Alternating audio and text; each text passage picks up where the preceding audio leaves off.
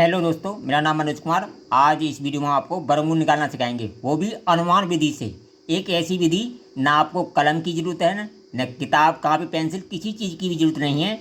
आप नंबरों को देखोगे और उसका वर्गमूल निकाल दोगे। एक ऐसी विधि जिसमें आपको केवल नंबरों को देखना है और उसका वर्गमूल आप देखकर ही बता लोगे। ना आपको पेन की ज़रूरत है, ना कापी की ज़रूरत है, किसी चीज़ की भी ज़रूरत नहीं है। आप नंबरों को देखकर वर्गमूल निकाल लोगे। तो ये इस विधि को कहते हैं हम अनुमान विधि। अब देखिए, जितने भी, जैसे हमें किसी संख्या का वर्गमूल निकालना है, जैसे हमने ले ली, मान लो 196 का हमें वर्गमूल निकालना है, 169 का निकालना है, किसी भी संख्या निकालना है। मान लो हमें 169 का वर्गमूल निकालना है। मैं छोटी संख्या लेता हूँ, 169 का हमें वर्गमूल निकालना है। ठीक है।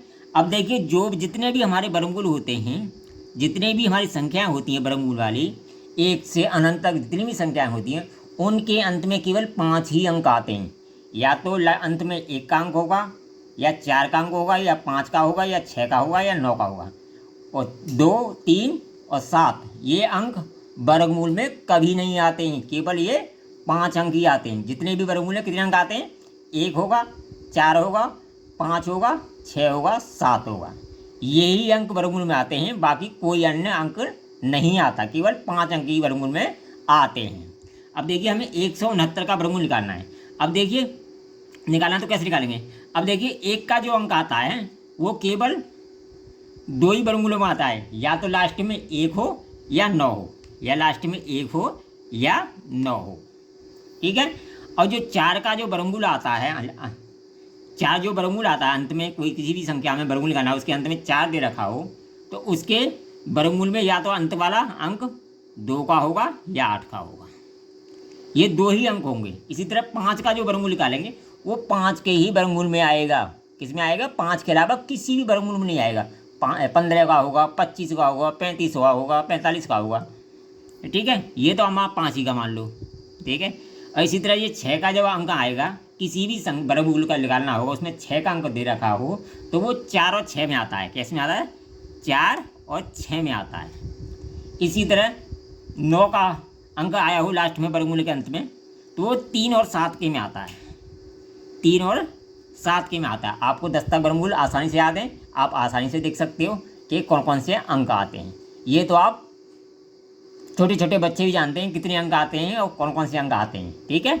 ये बात कोई नई नहीं है।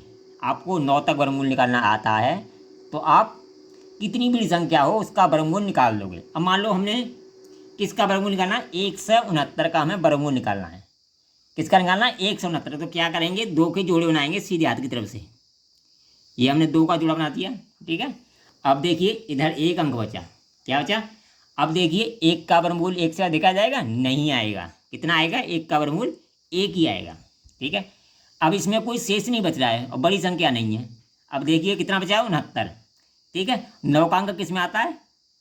3 और 7 में आता है। यानी 9 तक वर्गमूल आते हैं यहाँ पर, तो 3 के में या 7 के में आते हैं।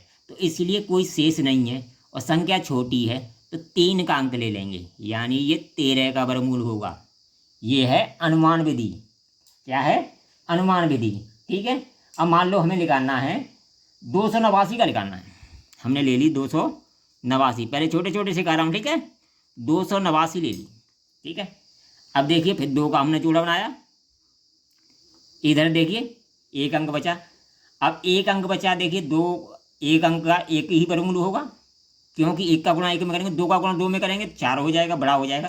तो पहले तो 1 ही आएगा। और लास्ट में देखिए कितने का अंक है? 9 का। 9 का अंक है, तो 9 का अंक किस में आता है? 3 और 7 के में। 3 और 7 के में। और इधर बड़ी संख्या बच रही है, शेष भी बच रहा है, संख्या भी बड़ी है, तो इसलिए कौन सा आएगा? 7 का आएगा, क्योंकि यहाँ 1 एकन 1 बच रहा है, उधर संख्या ही बड़ी है, तो इसीलिए कौन सा अंक आएगा? 7 का आएगा। कौन सा आएगा? 7 का आएगा। तो इसका वर्गमूल आ जाएगा 17। अब मान लो हमें 361 का वर्गमूल निकालना है। छोटी छोटी सी कर रहा हूँ, 361 का वर्गमूल निकालना है। ठीक है। अब देखिए, उसी तरह जोड़े बनाइए। ठीक है।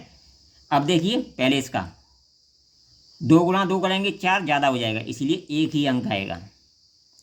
1 ही अंक आएगा। ठीक है। यहाँ शेष ज़्यादा बच रहा है, ज़्यादा बच रहा है। उधर 1 किस में आता है? 1 के और 9 के में आता है, और शेष भी ज़्यादा बच रहा है, तो अंक कौन सा आएगा, 9 का आएगा। ठीक है।